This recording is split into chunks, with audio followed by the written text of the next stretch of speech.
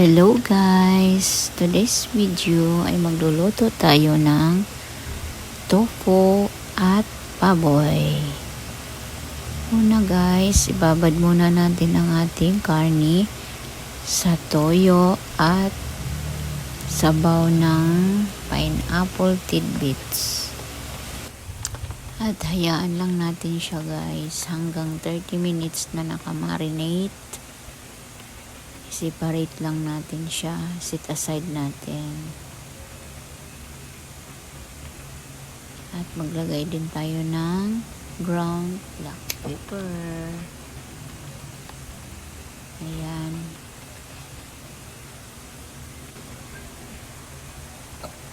Ngayon guys, hiwain na natin ang ating tofu.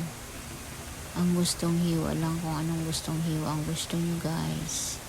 Nasa sa inyo na yan kung malalaki or maliit.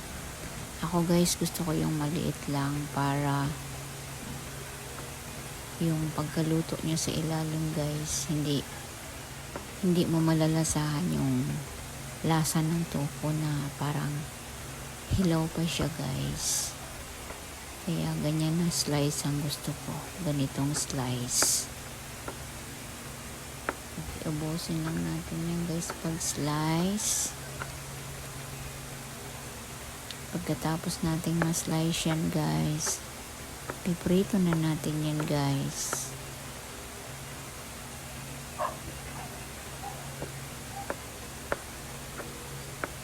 Ayan, malapit na siyang matapos pag slice.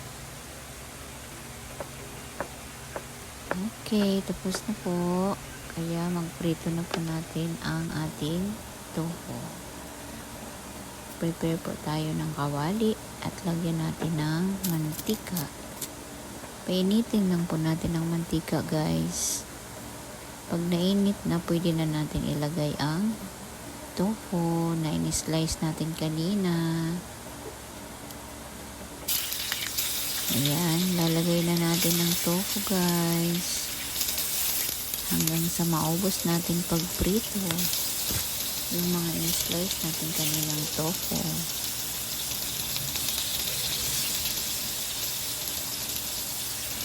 Ayan guys, habang nagpiprito tayo, antayin natin. Huwag yung kalimutang mag-like, subscribe sa aking channel. At i-hit na rin ninyo ang notification bell para lagi kayong updated sa aking mga videos. Thank you guys.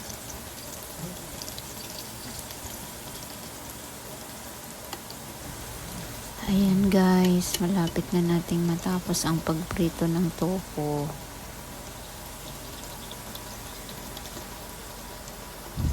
Next natin gagawin ay mag-isa tayo ng sibuyas at bawang.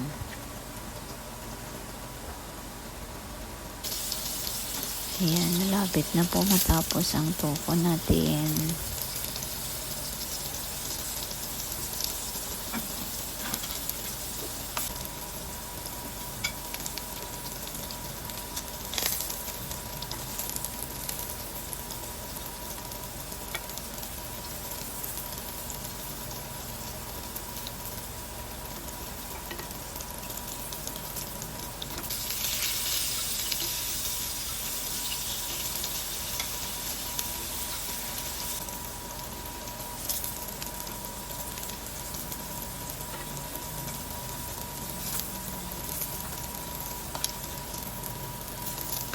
Ayan guys, tapos na natin iprito ang ating tofu.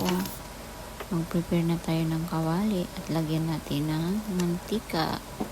At igisa na natin ang ating bawang at sibuyas guys.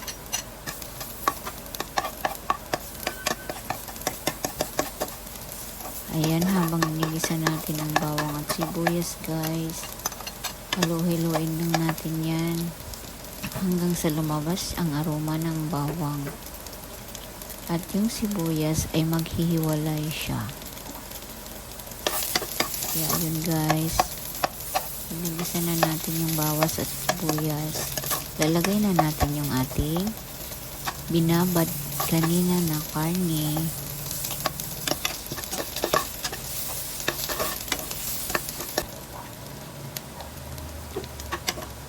Ayan, pwede na nating ilagay ang ating karne, guys.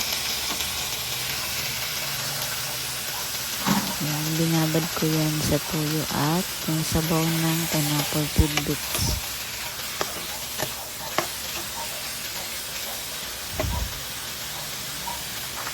Then, lagay natin yung tira ng mga binabad. Ayan, halu-haluin lang po muna natin yan hanggang sa lumabas yung katas niya, guys.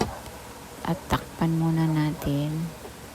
Then, ayan, lumabas na po yung sabaw niya, guys. Pero kulang po yan, guys. Kaya kailangan po nating maglagay ng tubig. 2 basong tubig, guys. Sakto yan para maglambot ang ating karne. Ayan, takpan na natin hanggang sa kumulo po yan, guys. Ayan, tingnan natin. Halu-haluin natin siya, guys.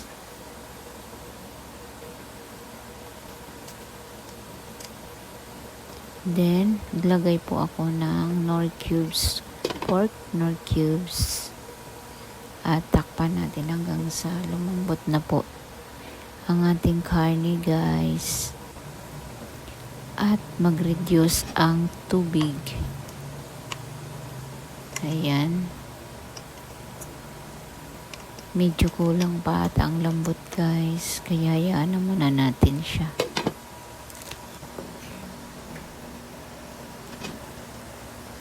Ayan, guys. Medyo nag-reduce na po ang tubig. Kaya pwede na natin ilagay ang oyster sauce.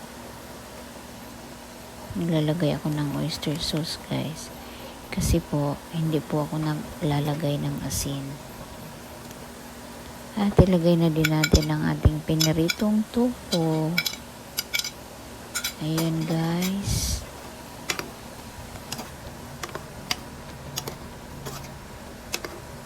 Halu-haluin lang natin.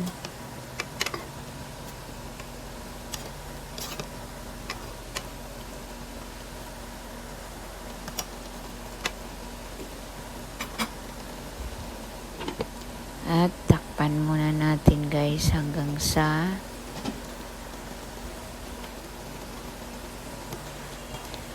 mag-reduce yung tubig niya. At halu-haluin po natin yan. Maya-maya ilagay na po natin yung bell pepper. Ayan, guys. Nalagay ko na po yung atsal. At yung natirang sabaw kanina ng pineapple tidbits. Ilagay na din natin yung pineapple, guys. Ayan. Sobrang sarap na yan, guys. Okay na, tikman ko na, tama lang yung lasa. Ayan, guys, okay na po, mag-serve na po tayo. Ayan na po. Thank you for watching. Bye, guys, see you in my next vlog. Thank you po. Bye. Kainan na.